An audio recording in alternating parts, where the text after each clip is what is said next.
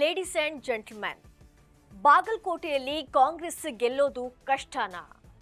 ಮೇಟಿ ಮಕ್ಕಳ ಕಲಹ ಕಾಂಗ್ರೆಸ್ ಗೆಲುವಿಗೆ ಸಂಚಕಾರವಾಗುತ್ತಾ?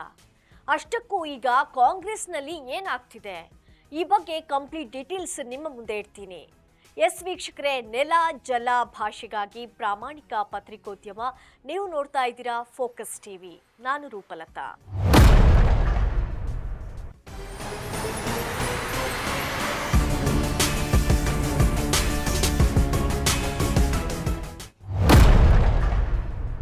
ವೀಕ್ಷಕರೇ, ಬಾಗಲಕೋಟೆ ಉಪಚುನಾವಣೆ ಯಾವಾಗ ನಿಗದಿಯಾಯಿತೋ ಆವಾಗಿಂದ ಮೇಟಿ ಕುಟುಂಬದಲ್ಲಿ ಒಂದಿಲ್ಲೊಂದು ಕದನ ನಡೀತಾನೆ ಇದೆ.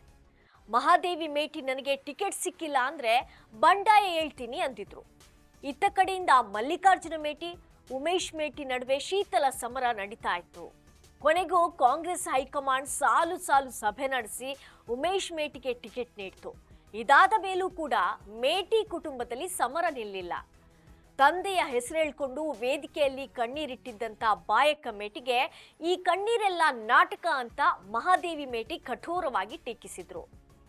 ಈಗ ಇವರ ಒಳ ಜಗಳ, ಅಸಮಾಧಾನ ಕಾಂಗ್ರೆಸ್ಗೆ ಮುಳುವಾಗಿ ಬಿಜೆಪಿಗೆ ಲಾಭವಾಗುತ್ತಾ ಅನ್ನುವಂತ ಚರ್ಚೆ ಕೂಡ ಪ್ರಾರಂಭವಾಗಿದೆ. ಉಮೇಶ್ ಮೇಟಿಗೆ ಟಿಕೆಟ್ ನೀಡಿದ್ದಕ್ಕೆ ಒಳಗೊಳಗೆ ಅಸಮಾಧಾನಗೊಂಡಿದ್ದಂತ ಮಲ್ಲಿಕಾರ್ಜುನ ಮೇಟಿಯನ್ನ ಬಿಜೆಪಿ ಭೇಟಿಯಾಗಿ ಮಾತುಕತೆ ನಡೆಸಿದೆ ಎನ್ನಲಾಗಿದೆ. ಸೊ ಇಲ್ಲಿ ಸಿಎಂ ಸಿದ್ದರಾಮಯ್ಯನವರ ಮನವೊಲಿಕೆ ವಿಫಲವಾಯ್ತಾ?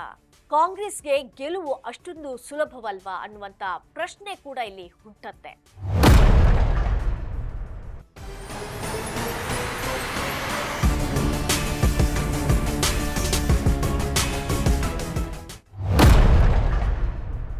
ಒಟ್ನಲ್ಲಿ ಮೇಟಿ ಮಕ್ಕಳ ಜಗಳದಲ್ಲಿ ಬಿಜೆಪಿ ಲಾಭ ಮಾಡಿಕೊಳ್ಳುತ್ತಾ?